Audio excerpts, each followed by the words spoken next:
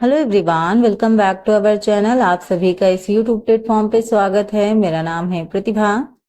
तो जीआईसी प्रवक्ता home science के प्रीवियस ईयर क्वेश्चंस को हम डिस्कस कर रहे थे और हमने आपके लगभग 10 क्वेश्चंस डिस्कस किए थे। कुछ प्रॉब्लम की वजह से मैंने क्लास बीच में ही रोक दी थी। तो वहीं से हम लोग आज की क्लास कंटिन्यू करेंगे और देखेंगे 2014 में जो आपके प्रश्न पूछे गए थे जीआईसी प्रवक्ता में, उसको आज के सेशन में कंप्लीट करें। यहाँ पे मैं बात करूँ तो इसके साथ साथ हम लोग एलटी ग्रेड के भी क्वेश्चंस करेंगे जो आपके होम साइंस में पूछे गए थे, ताकि हमें थोड़ा सा नॉलेज मिले, हम चीजों को समझ पाए कि आखिरकार जो क्वेश्चन पूछे जाते हैं वो किस तरीके के पूछे जाते हैं। क्योंकि क्वेश्चन देखने से ये होता है कि हमारी तैयारी आगे हमें किस हिसाब से करनी है वो हमें थोड़ा सा पता चलता है। सो अगर मैं आपसे स्पेशली बात करूं तो अगर आप यूजीसी नेट की प्रिपरेशन कर रहे हैं तो आपको इस एग्जाम में बहुत मदद मिलेगी, चाहे आप एलटी का एग्जाम देने जा रहे हो या फिर आप जीआईसी का। तो दोनों एग्जामों के पॉइंट ऑफ व्यू से अगर आप यूजीसी नेट के क्वेश्चंस अटेम्प्ट करते हैं तो आपका क्लियर आराम से हो जाएगा। ठीक है। सो जहां तक हमने क्वेश्चन किया था उसी के आगे से हम बढ़ते हैं। और एक क्लास पसंद आए तो लाइक शेयर सब्सक्राइब जरूर कीजिएगा। जो मेरी पिछली क्लासेस है उनको भी देखते रहिए। साथ साथ में हमने जो यूजीसी नेट के प्रीवियस ईयर क्वेश्चंस ऑलरेडी किए हैं उनकी प्लेलिस्ट भी बनी हुई है, वहां से जाके आप देख सकते हैं। तो वहां से आपको पता चलेगा कि यूजीसी नेट का लेवल क्या है और किस हिसाब के प्रश्न आपसे पूछे जाते हैं, क्योंकि बहुत जरूरी होता है हमें प्रीवियस ईयर देखना। तो चलिए स्टार्ट करते हैं आज की क्लास और देखते हैं आपके क्वेश्चन। सो ये क्वेश्चन हम ऑलरेडी कर चुके थे। ठीक है। इसके बाद मैं आपको पीडीएफ दे दूंगी जैसे ही क्वेश्चन समाप्त हो जाएंगे। सो क्वेश्चन हमें करने थे, हमने 10 तक क्वेश्चन यहाँ अल्फा यांत्रिकी परीक्षण वाला कर लिया था और हम यहाँ से करने वाले थे क्वेश्चन, यानी क्वेश्चन नंबर 11। सो यहाँ एक पुस्तक किसने लिखी है, पुस्तक का नाम दिया हुआ है, वो आपसे पूछा गया है। Clothing the family. ठीक है। पुस्तक किसने लिखी है ये आपसे पूछा गया है। ऑप्शन है पहला ग्रेस डोनेल, बी है आपका ग्रेस डियरडोर्फ, सी है आपका डोनाल्ड वार्ड और डी है आपका मैक्सवेल और हैरिस। बताइएगा प्रश्न, कहीं आपने ये प्रश्न पढ़ा है या नहीं, मैं आपको बताऊं। अगर आपने नहीं भी पढ़ा है तो भी कोई दिक्कत नहीं है। इस क्वेश्चन का जो राइट आंसर है स्टूडेंट वो क्या होने वाला है आपका होने वाला है ऑप्शन बी, यानी ग्रेस डियरडोर्फ। तो यहाँ पे पुस्तक का नाम याद रखिएगा, हो सकता है आने वाले अपकमिंग एग्जाम में आपकी ये बुक पूछी जा सके। कई बार ऐसा होता है जब हम प्रीवियस ईयर क्वेश्चन सॉल्व करते हैं तो क्वेश्चंस रिपीट भी होते हैं, तो इसलिए हमें ध्यान देना चाहिए। ठीक। तो ये रहा आपका आंसर। बढ़ते हैं आगे क्वेश्चन की ओर। तो ये पुस्तक आपके वस्त्र विज्ञान और पारिवारिक परिधान प्रबंधन की मुख्य रचना है, याद रखिएगा। क्वेश्चन नंबर 12 है, आप सभी के सामने पूछा गया है। खपत व्यय फलन का सबसे महत्वपूर्ण निर्धारक कौन है। ठीक है। ऑप्शन है आपके ऋण, बी है आपका आय, सी है आपका वस्त्र और डी है आपका अभिरुचि। तो खपत व्यय फलन का सबसे महत्वपूर्ण निर्धारक कौन है, ये आपसे प्रश्न पूछा गया है। प्रश्न को ध्यान से देखें और फिर बताएं कि इसका करेक्ट आंसर क्या होगा। यहाँ पे बात की जाए तो आपका जो करेक्ट आंसर होगा स्टूडेंट वो होगा आपका इनकम, यानी आपका आय। ठीक है। सो ऑप्शन जो बी है वो आपका करेक्ट जाएगा। तो यहाँ पे अगर बात करें कीन्स के अनुसार, अगर हम बात करें, यानी जॉन मेनार्ड कीन्स पूरा नाम आप समझ सकते हैं, उन्होंने कहा उपभोग व्यय मुख्यतः व्यक्तिगत आय पर निर्भर करता है। जैसे जैसे आय बढ़ती है वैसे वैसे उपभोग भी बढ़ता है। तो ये वास्तविकता है। तो कई बार कथन भी पूछे जाते हैं, तो याद रखिएगा ये जॉन मेनार्ड कीन्स के द्वारा मतलब कहा गया कथन है कि उपभोग व्यय मुख्यतः व्यक्तिगत आय पर निर्भर करता है। जैसे जैसे आपकी आय बढ़ती है वैसे वैसे उपभोग भी बढ़ता है। ठीक है। चलिए नेक्स्ट क्वेश्चन है, आप सभी के सामने पूछा गया है आपसे कि ऊर्जा की न्यूनतम आवश्यकता किन परिस्थितियों में होती है। ठीक है। तो आपके ऑप्शंस हैं लेटे हुए आराम की स्थिति में, बी है नींद की अवस्था में, सी है कार्य करते समय या डी है बैठे हुए विश्राम की अवस्था में। तो यहाँ पे देखिएगा ऊर्जा की जो न्यूनतम आवश्यकता मतलब सबसे कम आवश्यकता जब होती है तो वो किस परिस्थिति में होती है। आप अपने आप समझ के इस क्वेश्चन का आंसर दे सकते हैं, ठीक है, इजी है। तो सबसे कम कब यूज होगी, जब आप कब होंगे, नींद की अवस्था में होंगे, जब आप सो रहे होंगे तब सबसे कम ऊर्जा आपकी वह होगी, ठीक है। तो यहाँ पे बहुत इजी था। कार्य करते समय तो देखो थोड़ा बहुत होगी ही, बैठे हुए विश्राम की अवस्था में तो भी, थोड़ा बहुत लेटे हुए आराम की अवस्था में तो भी, और नींद की अवस्था तो मतलब न्यूनतम बिल्कुल कम, ठीक है। तो यहाँ पे देखो दिया हुआ है कि सोते समय शरीर की अधिकतम क्रियाएं धीमी हो जाती हैं, जिससे ऊर्जा की आवश्यकता न्यूनतम होती है। भाई एनर्जी की जरूरत ही नहीं है, सोते समय किसको एनर्जी की जरूरत होती है, किसी को नहीं। सोते समय तो बस हम सो गए, हमें आता पता नहीं रहता हम कहाँ हैं कहाँ नहीं ना। तो यहाँ पे आपका जो स्लीपिंग है यानी सोना है, यहाँ पे सबसे कम ऊर्जा आपकी खर्च होगी। नेक्स्ट क्वेश्चन है आपका, कोई व्यक्ति किसी पदार्थ को खाने की इच्छा रखता है, ये किसका उदाहरण है। मतलब कोई व्यक्ति किसी पदार्थ को खाने की इच्छा रखता है, यह किसका उदाहरण है। एग्जाम्पल पूछा गया आपसे, भूख का, स्वाद का, भोजन आवश्यकता, या फिर डी है इच्छा, बताइएगा। तो यहाँ पे कोई व्यक्ति किसी पदार्थ को खाने की इच्छा रखता है, तो ये किसका उदाहरण है। तो नेचुरल सी बात है, ये आपका किसका उदाहरण होगा, आपका इच्छा का उदाहरण होगा। इच्छा है तभी तो मतलब खाने की इच्छा हो रही है, मन में इच्छा जागी तभी खाने की इच्छा हुई। तो आपका जो ऑप्शन डी है वो आपका क्या होगा, करेक्ट होगा। तो इच्छा मतलब आप समझ रहे हैं, ठीक है। वहीं बात करें हंगर मतलब आपकी शारीरिक आवश्यकता, और आपका एप्टीटाइट मतलब मानसिक या इच्छात्मक चाह। तो यहाँ पे क्रेविंग की बात हो रही है, इसलिए आपका आंसर होगा ऑप्शन डी यानी इच्छा। नेक्स्ट क्वेश्चन है, वह प्रयोग जिसमें बिना विषय को जानकारी दिए या विषय की जानकारी दिए प्रयोग किया जाता है, यानी वह प्रयोग जिसमें बिना विषय की जानकारी दिए प्रयोग किया जाता है। आपके ऑप्शंस कुछ इस प्रकार हैं, तिरछा प्रयोग, अंधा प्रयोग, प्रयोगात्मक अनुसंधान, या फिर डी है प्रेक्षण। बताइएगा इसका करेक्ट आंसर क्या होगा। वह प्रयोग जिसमें बिना विषय की जानकारी दिए प्रयोग किया जाता है। तो यहाँ पे आपका जो करेक्ट आंसर होगा स्टूडेंट वो क्या होगा, बताइएगा। वो आपका होगा अंधा प्रयोग यानी ब्लाइंड एक्सपेरिमेंट। आपका जो बी है, तो देखो कितना इजी है ये तो आप अपने आप अनुमान लगा के भी बता सकते हैं। सो ऑप्शन जो बी है ब्लाइंड आपका एक्सपेरिमेंट, ये आपका करेक्ट होगा। बढ़ते हैं नेक्स्ट क्वेश्चन की ओर। तो यहाँ पे देखो कि ब्लाइंड एक्सपीरियंस में आपके जो प्रतिभागियों को यह नहीं बताया जाता कि उन्हें किस ग्रुप में रखा गया है। तो इसका उद्देश्य क्या होता है, निष्पक्ष परिणाम प्राप्त करना होता है, इसलिए ये ब्लाइंड एक्सपेरिमेंट किया जाता है, ताकि बच्चे को ना पता चले कि आखिरकार उसको किस ग्रुप में रखा गया है और निष्पक्ष तरीके से चीजें हो, ठीक है। नेक्स्ट क्वेश्चन है आपका, निम्नलिखित में से कौन से अक्षय ऊर्जा स्रोत हैं, ठीक है।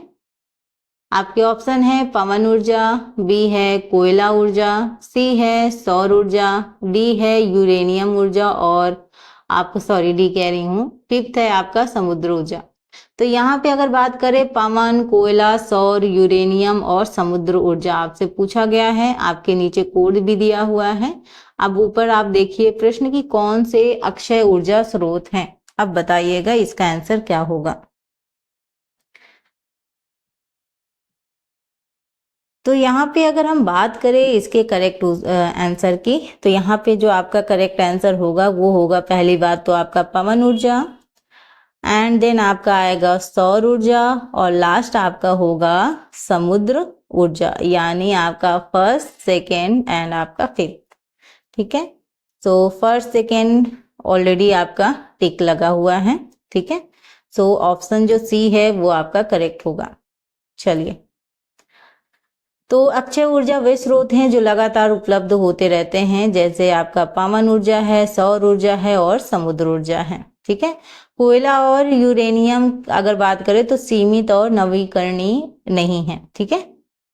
चलो नेक्स्ट है क्वेश्चन आपका, क्वेश्चन नंबर 17 आप सभी के सामने पूछा गया है। मार्शल 1980 द्वारा बताए गए सामाजिक संबंधों की प्रमुख गतिविधियां कौन कौन सी हैं? आर्थिक सहयोग, सामाजिक स्थिति, मानसिक विकास या फिर व्यक्तिगत प्राप्ति। तो जैसे हमने पहले स्टार्टिंग में जो क्वेश्चन देखे थे स्टूडेंट, वो तो आपको देखने में थोड़ा सा इजी लग रहा होगा कि बहुत इजी क्वेश्चन है, लेकिन जैसे जैसे हम आगे प्रीवियस ईयर में बढ़ रहे हैं, आप देख रहे हैं क्वेश्चनों का लेवल भी बढ़ रहा है।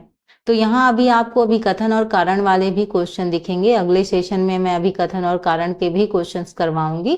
तो यहाँ पे ये मत सोचिएगा कि मैम बहुत कम कम क्वेश्चन कर रहे हैं, ये स्टार्टिंग है आपको समझने के लिए, ताकि ऐसा ना हो कि मैं एक बार में सारा पेपर आपके सामने रख दूं तो आप बिल्कुल अजीब हो जाओ कि भाई इतना हम कैसे मैनेज कर पाएंगे। क्योंकि बहुत से स्टूडेंट ऐसे भी होंगे जो शायद फर्स्ट टाइम ये एग्जाम दे रहे होंगे एलटी और जीआईसी का, और कुछ ऐसे भी होंगे जिनको ऑलरेडी एक्सपीरियंस होगा इस एग्जाम का, ऑलरेडी उन्होंने दे रखा होगा, प्रीवियस ईयर सॉल्व भी कर रखा होगा, तो उनके लिए तो चलो बेटर है, लेकिन जो फर्स्ट टाइम दे रहे हैं उनके लिए थोड़ा सा समझना जरूरी है। तो इसकी ऑलरेडी प्लेलिस्ट होगी, वहां पे आप थोड़े थोड़े मात्रा में क्वेश्चन कीजिएगा, जिससे आप चीजों को अच्छे से समझ पाएं। बहुत ज्यादा एक बार में ढेर सारे क्वेश्चंस करने की जरूरत नहीं, इसीलिए देखो मैं कम कम क्वेश्चन आप सभी लोगों के लिए ला रही हूँ। चाहूँ तो मैं एक दिन में 50 क्वेश्चन भी करा सकती हूँ, लेकिन वो प्रेशर मैं आप पे डालना नहीं चाहती, तो इसलिए हम 10-20 क्वेश्चन ऐसे करके हम कर रहे हैं धीरे धीरे करके, ठीक है।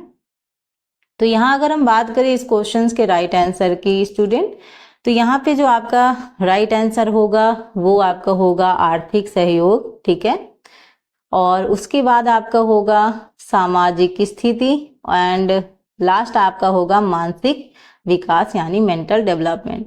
तो ए बी सी आपके राइट आंसर हो गए, यानी सामाजिक संबंधों की प्रमुख गतिविधियां कौन कौन सी हैं। सो आपका कौन कौन सी हैं, ए बी सी, और ए बी सी किस ऑप्शन में है स्टूडेंट, तो ऑप्शन ए में आपका ए बी सी है। तो यानी आपका आर्थिक सहयोग, आपका सामाजिक स्थिति और आपकी मानसिक विकास, ये तीनों चीजें हैं, ठीक है। तो ये आपका करेक्ट आंसर होगा। तो देखो मार्शल के अनुसार सामाजिक संबंध से व्यक्ति को आर्थिक सहायता, सामाजिक प्रतिष्ठा, मानसिक विकास प्राप्त होता है। पर्सनल अचीवमेंट, यानी जो पर्सनल अचीवमेंट होती है वो व्यक्तिगत प्रयासों से जुड़ा होता है, इसलिए इसमें शामिल नहीं किया गया है, ठीक है। जैसे यहाँ पे पर्सनल अचीवमेंट है ना, तो ये व्यक्तिगत यानी खुद से रिलेटेड है, इस वजह से ये ऑप्शन डी को सम्मिलित नहीं किया गया है। ऑप्शन ए, बी और सी आपका करेक्ट रहेगा। क्वेश्चन नंबर 18 है आप सभी के सामने कि सामाजिक विकास में सहयोगात्मक नियंत्रण यानी कोऑपरेटिव कंट्रोल का प्रयोग कैसे किया जाता है। एक बार फिर से प्रश्न पढ़ते हैं, सामाजिक विकास में सहयोगात्मक नियंत्रण का प्रयोग कैसे किया जाता है, ये आपसे प्रश्न पूछा गया है। देखते हैं ऑप्शन क्या कह रहे हैं। ऑप्शन पहला है सहयोगी भावना, बी है आपका सहयोगी समूह मूल्यांकन, सी है आपका सहयोगी कार्य, और डी है आपका नियमों का पालन। अब बताइएगा, एक बार फिर से प्रश्न देखिए, प्रश्न दूसरे पेज में पहुंच गया है, एंड बताइएगा इसका आंसर क्या होगा। क्वेश्चन नंबर 18 है आप सभी के सामने, देखिए और आंसर देने की कोशिश करिए।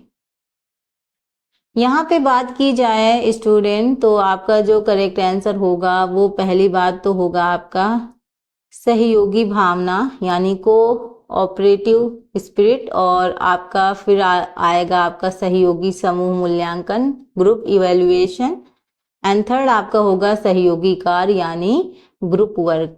नियमों का पालन यानी रूल फॉलोइंग आपका नहीं आएगा, तो फर्स्ट सेकेंड थर्ड आपका होगा जो आपके ऑप्शन नंबर पहले में दिया हुआ है, तो ये आपका होगा करेक्ट आंसर। सो बढ़ते हैं आपके नेक्स्ट क्वेश्चंस की ओर।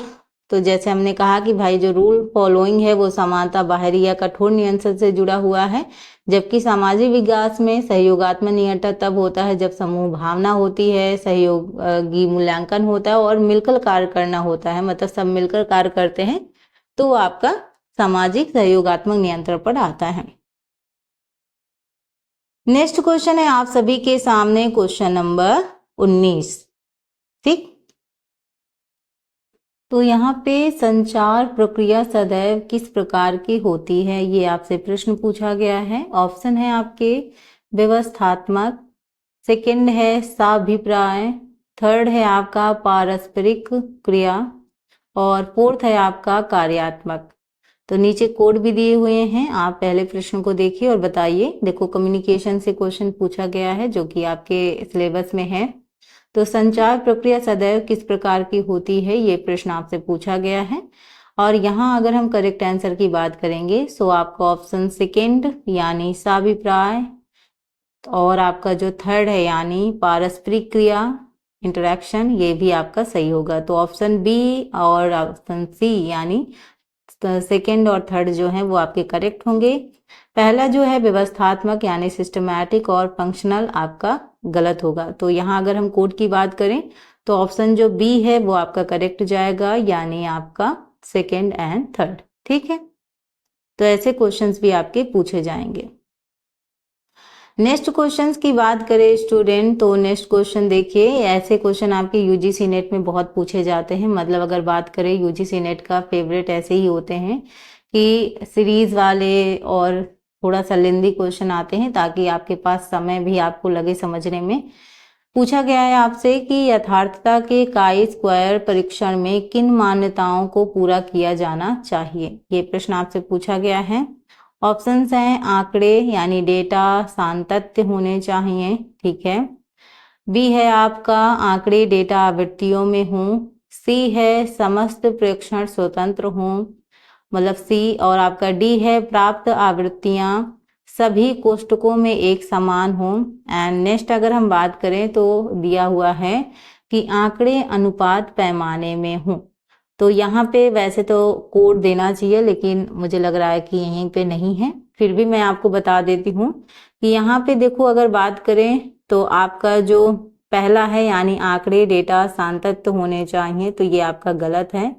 यहाँ मतलब the data must be continuous. और यहाँ पे अगर हम बात करें तो आपका जो सेकेंड है यानी आंकड़े डेटा आवृत्ति में हो, ये भी आपका करेक्ट है।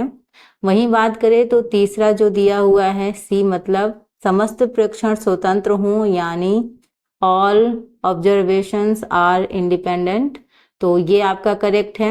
और वहीं अगर हम बात करें तो आपका बी और जो आपका सी है ये आपका करेक्ट होगा, ठीक है। बी एंड आपका जो सी है ये आपका करेक्ट होगा, तो आप लगा सकते हैं आपका बी एंड आपका सी ऑप्शन, ठीक है। कोड देना चाहिए, मुझे लग रहा है कि गलती से मिस हो गया है, सो लिख लीजिएगा बी एंड सी आपका करेक्ट होगा। बाकी जो पहला है यानी आंकड़े डेटा सातत्य होने चाहिए, गलत है। डी है प्राप्त आवृत्तियां सभी कोष्ठकों में एक समान हो, ये भी गलत है। और जो ई ऑप्शन दिया हुआ है कि आंकड़े अनुपात पैमाने में हो, ये भी आपका गलत है। सो राइट आंसर क्या हुआ स्टूडेंट, आपका बी एंड सी आपका करेक्ट आंसर हुआ। तो जैसे कि हमने इस पेपर में देखा कि यहाँ पे ऐसा नहीं है कि एक समान सारे क्वेश्चन दिए हैं। मैंने आपसे जैसे पहले भी बोला कि 40 to 50% आपके जो क्वेश्चन होंगे वो आपके यूजीसी नेट लेवल के होंगे, और भी क्वेश्चन आपके टीजीटी पीजीटी लेवल के भी होंगे, असिस्टेंट प्रोफेसर लेवल के भी होंगे। तो यहाँ पे हर तरीके के क्वेश्चन आपको देखने को मिलेंगे, क्योंकि पेपर को पूरा मॉडरेट बनाया जाता है ताकि ऐसा ना हो कि हम बहुत ज़्यादा डिफिकल्ट क्वेश्चन भी ना रखें, बहुत ज़्यादा इजी क्वेश्चन भी ना रखें। तो हर लेवल को चेक करने की ज़रूरत पड़ती है, तो इस वजह से हर तरीके के प्रश्न आपके इंक्लूड किए जाते हैं। आपको तैयारी करने के लिए ये नहीं सोचना है कि हमें मैम एक जगह ढेर सारे क्वेश्चन मिल जाए, हम एक बार में सारे क्वेश्चन अटेम्प्ट कर पाएं। जितना आपके लिए ज़रूरी है, लगातार मैं थोड़ा थोड़ा करके आपको सारे क्वेश्चन दे रही हूँ। तो ये ना रहे कि एक दिन में आप पूरी क्लासेस करने को बैठो और 2-3 घंटा प्रीवियस ईयर क्वेश्चन ही सॉल्व करते रह जाओ। तो इस वजह से थोड़े थोड़े मात्रा में अगर हम क्वेश्चन सॉल्व करेंगे तो हमारा प्रीवियस ईयर भी चलता रहेगा, साथ साथ में हम जो थ्योरी क्लासेस कर रहे हैं वो भी साथ में कंटिन्यू चलते रहेंगे। तो दोनों चीजें आपस में मैनेज भी हो जाएंगी, हमारे ऊपर प्रेशर भी नहीं आएगा, ठीक है। तो ये मत सोचिएगा कि अगर मैं चाहूँ तो आपको 50 क्वेश्चंस करा सकती हूँ, जितने क्वेश्चन आपके प्रीवियस ईयर में आते हैं उतने करा सकती हूँ, बट मैं जानबूझ के आपको नहीं करा रही हूँ, थोड़े थोड़े करके करा रही हूँ ताकि आपके प्रेशर ना आए। आई होप आप समझ रहे होंगे। अगर आपको चाहिए कि मैं पूरा पेपर आपको सॉल्व कराऊं तो आप कमेंट बॉक्स में बता दीजिएगा, मैं नेक्स्ट टाइम से आपको पूरा पेपर ही सॉल्व करा दूंगी एक बार में, फिर आप चाहे थोड़ी थोड़ी मात्रा में आप देखते रहें। तो ये रही आज की क्लास स्टूडेंट। आई होप आपको समझ में आया होगा कि कैसे आपके 2024 में पूछे गए थे प्रश्न। एलटी के भी मैं आपको क्वेश्चन सॉल्व कराने वाली हूँ, तो लगातार जुड़े रहिएगा। मैं एक ऑलरेडी प्लेलिस्ट बना दूंगी, टेलीग्राम पे भी शेयर कर दूंगी, ताकि आप डायरेक्टली जब भी आपको प्रीवियस ईयर सॉल्व करना हो आप वहां से देख पाए। ठीक है, तो मिलते हैं अपने नेक्स्ट सेशन में एक थ्योरी क्लासेस के साथ। तो बने रहिएगा इस चैनल के साथ। क्लास इंफॉर्मेटिव लगी हो तो लाइक कीजिएगा, ज़्यादा से ज़्यादा लोगों को शेयर कीजिए और बेल आइकन ज़रूर प्रेस कर लीजिएगा, ताकि जब भी मेरी क्लासेस हो उनकी नोटिफिकेशन आप तक पहुँचे और आप क्लास ज्वाइन कर पाएँ। मिलते हैं, अपना ख्याल रखिए, अपने माता पिता का। Thank you for watching, thank you so much, bye bye.